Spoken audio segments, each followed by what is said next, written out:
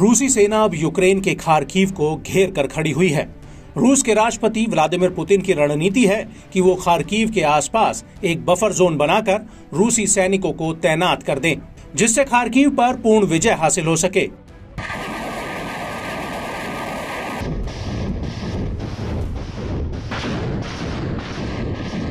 लेकिन इस सब के बीच यूक्रेन के राष्ट्रपति वोलोदिमीर ज़ेलेंस्की कह रहे हैं कि खार्किव में हालात कंट्रोल में हैं। लेकिन जमीनी स्तर पर यूक्रेनी सेना वहां पर मुश्किलों में फंसी हुई है। वहीं दूसरी तरफ अब रूसी सेना यूक्रेन में जवाबी कार्रवाई के तहत यूक्रेन के और इलाकों पर लगातार कब्जा करती हुई जा रही है। लेकिन इस सब के बीच ज़ेलेंस्की ने एक बार फिर से युद्ध में अपनी नाकामी छिपाने के लिए इसका ठीकरा पश्चिमी देशों पर फोड़ा है। उनका कहना है कि पश्चिमी देशों की तरफ से हथियारों की सप्लाई और फंडिंग में देरी होने की वजह से इसका खामियाजा यूक्रेन को फ्रंटलाइन पर भुगतना पड़ा है।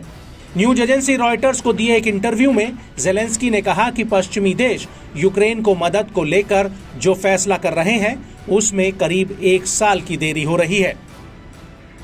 Рішення, до якого ми потім всі разом приходимо, воно десь запізнюється на рік. На мою думку, я кажу, як є. Якщо б Петріоти нам передавали на самому початку, коли дронів було дуже мало, коли вони застосовували ракети, і вони б бачили, що ракети збиваються, вони б бачили, що це унеможливлює їх застосування глобальне застосування по нашій енергетиці. Не було б ніяких блекаутів. Мало того, ми б могли зберегти максимальну частину, об'єм нашої української генерації енергетики. Але є те, що є. Великий крок вперед. Але перед цим 2 кроки назад. І тому нам треба трішки змінювати парадигму, розумієте?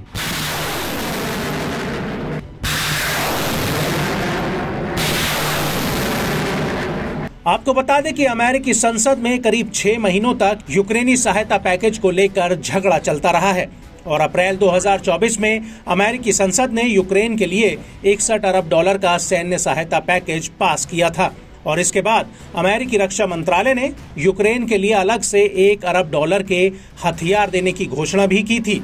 पेंटागन ने कहा था कि यूक्रेन को ये हथियार अमेरिकी सैन्य भंडारण से दिए जाएंगे।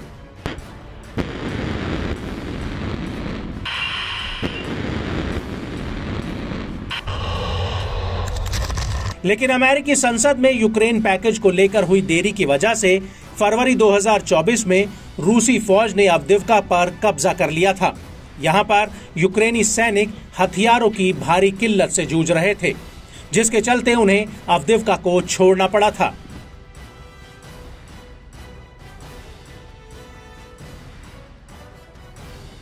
इसके अलावा यूक्रेन के पास एयर डिफेंस सिस्टम की कमी की वजह से रूस ने उसके ऊपर मिसाइल हमले बढ़ा दिए थे और इनमें से ज्यादातर हमले यूक्रेन के बिजली घरों पर हुए थे, जिसकी वजह से यूक्रेन कई बार अंधेरे में डूब गया था। बड़ी बात यह है कि इन हमलों को लेकर यूक्रेन के ऊर्जा मंत्रालय का कहना है कि रूसी हमलों में यूक्रेन को 1 अरब से ज्यादा ऊर्जा ढांचे को नुकसान पहुंचा है और यही वजह है कि यूक्रेनी राष्ट्रपति अब कह रहे हैं कि उन्हें एयर डिफेंस सिस्टम की बहुत ज्यादा जरूरत है। लेकिन इसको लेकर पश्चिमी देश एक कदम आगे बढ़ाते हैं तो 2 कदम पीछे खींच लेते हैं। और अब ज़ेलेंस्की कह रहे हैं कि पश्चिमी देशों को यूक्रेन की रक्षा के लिए इस युद्ध में और ज्यादा सीधे तरीके से शामिल होना चाहिए। वो रूसी मिसाइलों को इंटरसेप्ट की जानकारी यूक्रेनी सेना को मुहैया कराएं, जिससे यूक्रेनी फौज रूसी सैन्य उपकरणों पर पश्चिमी हथियारों से हमला कर सके।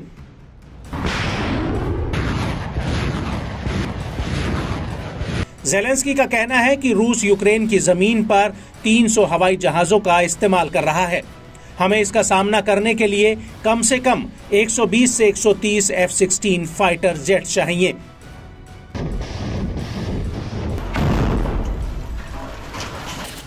ज़ेलेंस्की का यह भी कहना है कि अगर नेटो देश हमें जल्दी फाइटर जेट्स नहीं दे सकते तो उन्हें अपने एयर डिफेंस सिस्टम का इस्तेमाल करते हुए रूसी हमलों को नाकाम करना चाहिए, जिससे यूक्रेन का पश्चिमी इलाका रूसी हमलों से सुरक्षित रहे।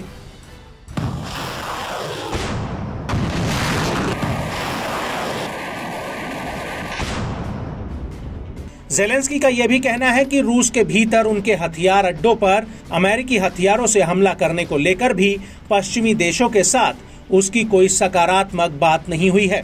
वहीं अमेरिकी अधिकारियों ने ज़ेलेंस्की से कहा है कि वो अमेरिकी हथियारों द्वारा रूस के भीतर हमलों का समर्थन नहीं करते हैं, जबकि यूक्रेन अधिकारी लगातार इस बाबत अमेरिकी अधिकारियों को इसको लेकर मनाने में जुटे हुए हैं।